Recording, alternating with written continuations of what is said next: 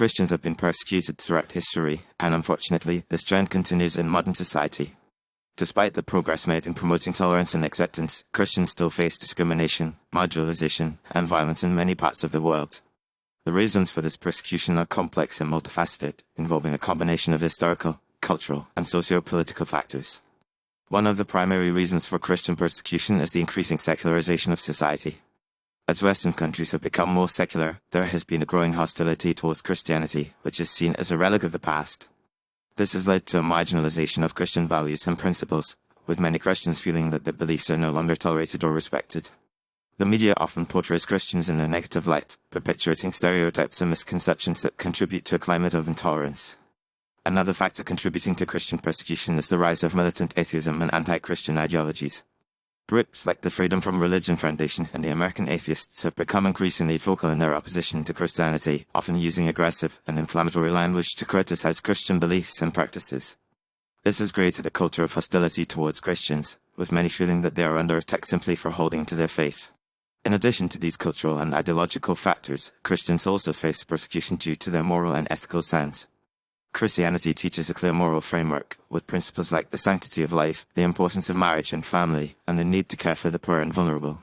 However, in a society that increasingly rejects these values, Christians are often seen as out of touch or intolerant. The LGBTQ+ community, in particular, has been vocal in this criticism of Christian teachings on sexuality and marriage, with some even advocating for the suppression of Christian speech and expression. Furthermore, the global spread of radical Islam has also contributed to the persecution of Christians. In many Muslim-majority countries, Christians face severe discrimination, violence, and even death simply for practicing their faith. The Islamic State, in particular, has been responsible for numerous atrocities against Christians, including massacres, kidnappings, and forced conversions. Even in countries with Muslim minorities, Christians often face harassment and intimidation, with many feeling that they are living in a state of constant fear. The internet and social media have also played a significant role in the persecution of Christians. Online platforms have become breeding grounds for hate speech and harassment, with many Christians facing abuse and intimidation simply for expressing their beliefs. The anonymity of the internet has emboldened many to express their prejudices and hatred towards Christians, creating a culture of fear and intimidation.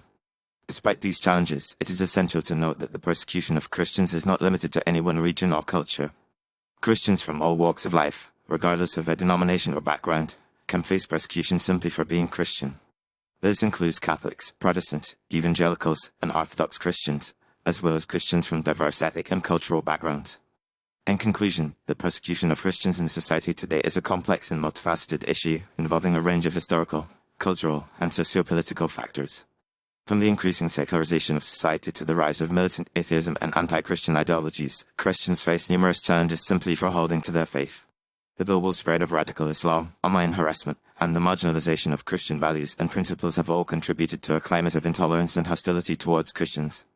As a society, it is essential that we recognize and address these issues, promoting tolerance, acceptance, and respect for all individuals, regardless of their faith or background.